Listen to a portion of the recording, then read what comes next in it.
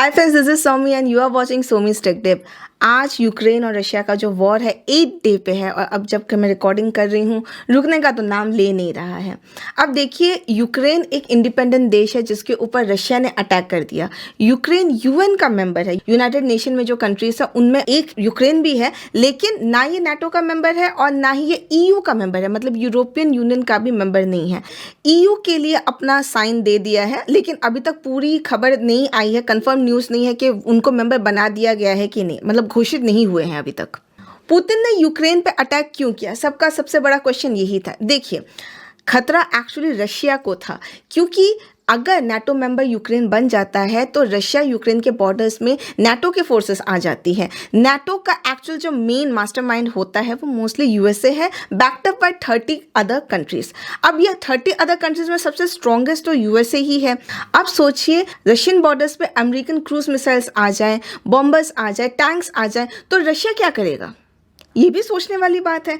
तो रशिया ने अपने बचाव के लिए पहले ही बोल दिया था यूक्रेन को कि वो नाटो मेंबर ना बने। अब यूक्रेन की ये जिद थी उस टाइम पर कि वो नाटो मेंबर बन के ही रहेगा, इसी वजह से ये पूरा वॉर छिड़ा और जिद तो अभी भी है। वो बात अलग है कि नाटो कंट्रीज की ओर से यूक्रेन और जेलेंस्की को बहुत बड़ा धोखा मिला है। अभी जाके जरा जरा हेल्प मिल रहा है, पर उनके ट्रूप्स अभी भी आए नहीं हैं और आएंगे भी नहीं। नाटो ट्रूप्स यूक्रेन में लैंड नहीं करेंगे। पुतिन का सबसे बड़ा डिमांड ये था कि यूक्रेन नाटो मेंबर ना बने। अब उनको इस संदर्भ में, इस कनेक्शन में यूक्रेन से या नाटो कंट्री से या यूएसए से कोई क्लैरिटी नहीं मिली, जिसकी वजह से ट्रूप्स की तैनात होती जा रही थी। इसके अलावा भी और सारी रीजंस है, लेकिन इस वीडियो में मैं वो सब डिस्कस नहीं करूंगी कि उसके लिए मुझे एक सेपरेट वीडियो बनाना पड़ेगा। ऐसा इसलिए क्योंकि यूक्रेन एंड रशिया का बहुत पुराना हिस्ट्री है। ये चीज जितनी सिंपल दिख रही है उतनी है नहीं, इसके रूट्स, इसकी जो जड़ें हैं बहुत गहरी हैं। पुतिन ने यूक्रेन के ऊपर फुल स्केल अटैक कर दिया। यूक्रेन एक इंडिपेंडेंट देश है। 1991 में जब उसको आज़ादी मिली थी, यूएसएसआर के ब्रेकअप के बाद, मतलब जब यूएसएसआर पूरा टूट गया था, सोवियत संघ पूरा टूट गया था, तो उसमें से एक देश यूक्रेन भी था।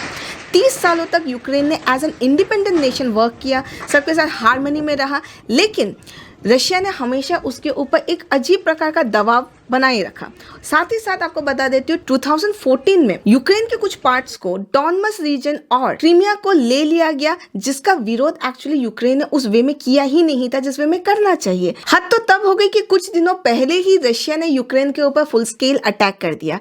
ये सरासर दादागिरी थी रशिया की। आज 8 डे है जब मैं रिकॉर्डिंग कर रही हूँ और अभी तक हालात वैसे के वैसे ही हैं। बहुत सारे मेजर सिटीज जो यूक्रेन के हैं तबाह और निस्तनाबूत हो चुके हैं और होते जाएंगे भी।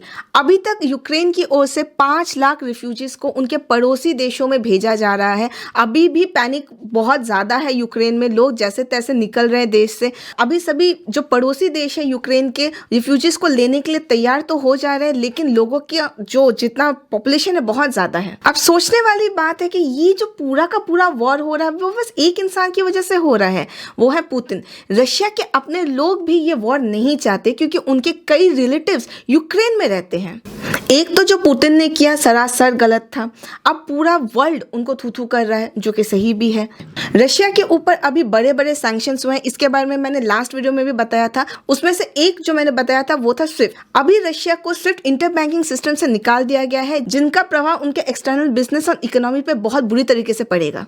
रशिया के फॉरेन एसेट्स को फ्रीज कर दिया गया है और रशिया में अभी बहुत ज़्यादा इन्फ्लेशन होने वाला है। साथ ही साथ चीज़ों के दाम बहुत गंदे तरीके से बढ़ने वाले, एटीएम्स में अभी लाइन लग जा रही है। रशियंस को सोशली भी बॉयकॉट कर दिया जाएगा सोशल मीडिया के थ्रू। बहुत सारे बड़े बड़े कंपनीज अपने ट्रेड रशिया के साथ बंद कर दिए हैं। इसका मतलब there would be no trade with the western countries and USA. इसका मतलब है कि रशिया का कोई trade western countries and USA के साथ नहीं होगा।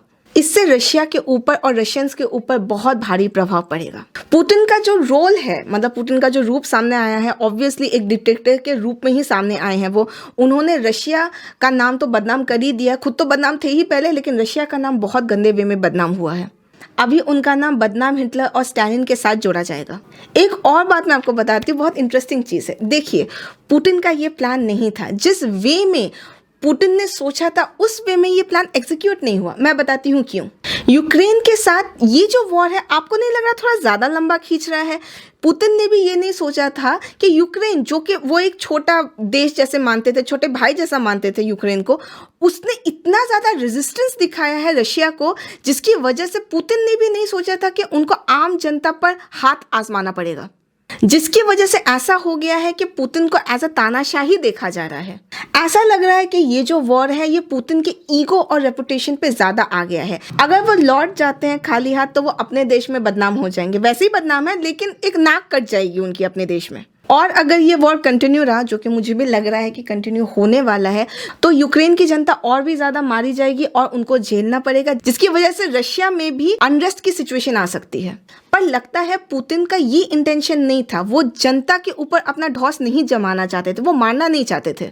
उनको लगा था कि ये जो वॉर है ये एक दिन में खत्म हो जाएगा। अब ये वॉर किस रूप में ट्रांसफॉर्म होता है या मुझे भी नहीं पता, आपको भी नहीं पता, लेकिन कुछ कुछ बातें तय हैं जो मैं आपको बता के रखती हूँ और जो होंगी ही। First of all, Ukraine Russia war जो है लंबे टाइम तक चलेगा। पुतिन बिना फायदे के यहाँ से जाने नहीं वाला है। सेकेंड चीज, आप लोग को लगता होगा कि शायद ये हमें फर्क नहीं पड़ता, पर इसका इफेक्ट पूरे वर्ल्ड में पड़ेगा, किसी भी स्केल पे पड़े, लेकिन पड़ेगा जरूर। चीज़ों का दाम अचानक से बढ़ सकता है, स्पेशली पेट्रोल एंड गैस का, और चेन रिएक्शन में सबका दाम बढ़ जाएगा और ये ग्लोबली होगा। फोर्थ, जब तक पुतिन को अच्छा खासा फायदा नहीं मिलता तब तक वो रुकेंगे नहीं। यूएसए एंड नाटो के पास इतना ज़्यादा दम नहीं है कि रशिया को फुल स्केल पे रोक सके। सैडली यूक्रेन को काफ़ी ज़्यादा नुकसान होगा। इन सब में सबसे ज़्यादा नुकसान यूक्रेन को होगा। आम रशियन को इस युद्ध का प्रभाव बाद में पता चलेगा। रशिया एंड रशियंस को यूएसए एंड वेस्टर्न कंट्रीज से आइसोलेट कर दिया जाएगा। और 9 पॉइंट है कि सबसे ज़्यादा नुकसान एक्चुअली यूक्रेन का ही होने वाला है। वेस्टर्न कंट्रीज या यूएसए का उतना नहीं होगा। यूक्रेन का हाल आने वाले टाइम्स में बेहाल होने वाला है, क्योंकि ऑलरेडी बहुत सारी सिटीज़ डिस्ट्रॉय हो चुके हैं। और यूक्रेन को ये समझना चाहिए कि अगर उनको नाटो एंड ईयू की मेंबरशिप दी नहीं जा रही है, इसका मतलब है कि वेस्टर्न कंट्रीज एंड यूएसए पूरी तरीके से उनके लिए कूदने को तैयार नहीं है। प्रेसिडेंट ज़ेलेंस्की को इसके अकॉर्डिंग दिमाग लगा के स्टेप्स लेने चाहिए। तो आई होप आपको ये वीडियो सही लगा होगा। आप क्या सोचते हैं कमेंट्स में ज़रूर लिखिए। आई होप कि हम यूक्रेन के साथ रहें, पीस के साथ रहें मोस्ट इंपॉर्टेंटली। और मैं मिलती हूँ आपसे अगले वीडियो में। तब तक के लिए सेफ रहिए, वेल अवेयर रहिए।